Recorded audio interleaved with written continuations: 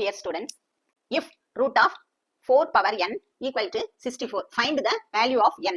n ஓட value கண்டுபிடிக்க சொல்லியிருக்காங்க. given sum என்னது? root of 4 power n equal to 64. இதுல இந்த ரூட் இருக்குல்ல, இந்த ரூட்டை வந்து நம்ம எப்படி எழுதலாம்னா 1/2ன்னு நம்ம எழுதிக்கலாம். அப்ப இது எப்படி மாறும்? 4 power n the whole power, இந்த ரூட் எதா மாறப்போகுது? 1/2 equal to 64. இப்ப பாருங்க, பவருக்கு மேல பவர் இருக்கு. அப்ப என்ன rule? a power m the whole power n. இது மாதிரி இருந்தா நம்ம பவர் என்ன செஞ்சுக்கலாம்? மல்டிப்ளை பண்ணிக்கலாம். a power m into n. அப்ப இதுல என்ன செய்ய போறோம் அப்படின்னு பாத்தீங்கன்னா, இந்த பவரை மல்டிப்ளை பண்ண போறோம். 4 power n into 1/2 equal to 64. இப்ப பவர் மல்டிப்ளை பண்ணுங்க.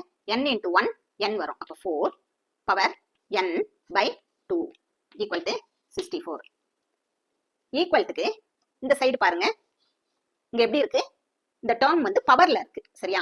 அப்ப இதையும் நம்ம என்ன செய்யணும்? இதே மாதிரி பவருக்கு மாத்தணும். இந்த 64ங்கிற நம்பர் வந்து எதோட கியூப்? 4 ஓட கியூப். அதாவது 4 into 4 into 4. 4 4s are 16, 16 4s are 64. அப்ப என்னது? 4 கியூப். இந்த 64 நம்ம எப்படி எழுத போறோம்? 4 power 3ன்னு எழுத போறோம். இந்த சைடு உள்ளது அப்படியே எழுதிக்கோங்க.